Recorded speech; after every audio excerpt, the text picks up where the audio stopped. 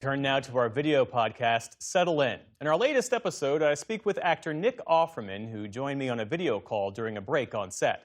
Since playing the curmudgeonly libertarian Ron Swanson on NBC's Parks and Rec, he's avoided being typecast, most recently portraying President Chester Arthur in Netflix's Death by Lightning. We spoke about that role in his latest book, Little Woodchucks. It's a guide to woodworking for kids and much more. Here's some of that conversation. So this book, it is such a joyful, mischievous guide to working with your hands. What made you come up with this idea to write a woodworking book specifically for kids, but also their parents who might be learning alongside them? Well, I've had my wood shop for 20 plus years, and I ran the shop with my co-author, whose name is Lee Buchanan. And we both came from families where we were taught to use tools and make things, whether it was sew buttons on our clothing or make things in the kitchen or make things with tools in the shop. And it has just made our lives better. And so over the years, we talked about different ideas for passing along this knowledge to families, because it's funny, the book is designed for families to learn to make things together, but it's kind of a gentle way of saying, hey, parents, you can teach your kids to use tools, but also I know a lot of you also don't know how to use tools.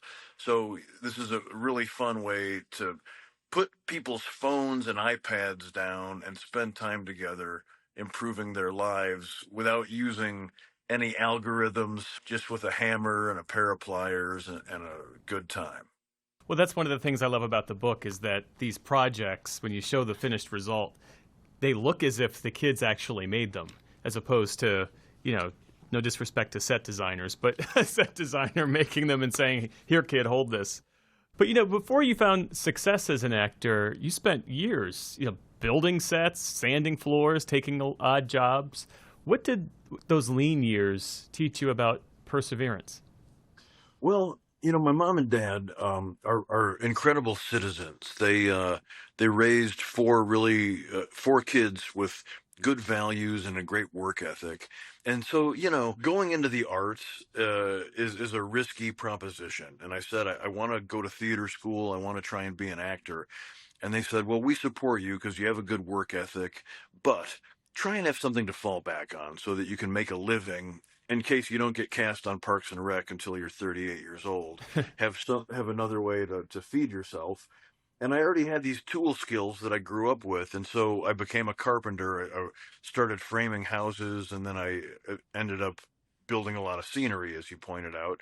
I mean, there were years in my 20s when I thought that might be my life. I was like, well, I'm not really getting cast in plays the way I want to, but I really love building scenery. And so if I ended up just being a scenic carpenter in Chicago for my career, that would have been a pretty wonderful theater community to work in, and I would have been very happy. So I've always been so grateful that I have those skills while I'm waiting for the next script to come in. I want to ask you about this new Netflix series, Death by Lightning. You play President Chester Arthur, a figure that I would think it's fair to say most Americans know little about. What drew you to that role? Well, first of all, I think that's a spoiler alert to say President Chester Arthur. And hilariously, most of the audience, won't actually know, but they've probably heard the name Chester Arthur. But the incredible thing about how that series came to be, our wonderful writer, Mike Makowski, read the book Destiny of the Republic by Candice Millard, who's a historian whose books I happen to love already. She has a wonderful book about Teddy Roosevelt, a great Winston Churchill book.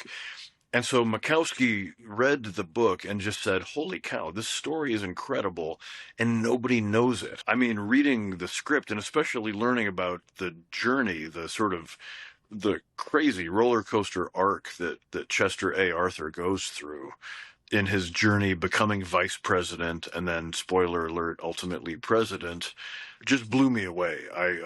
I was so excited. to hopefully inspire the audience. I mean, it's such a lush production. Matt Ross beautifully directed it. Benioff and Weiss and Bernie Caulfield produced it. They also made a little show called Game of Thrones. And this felt as lush. Like they lavished so much attention on the beautiful, the sets and the costumes, and the cast is so astonishing.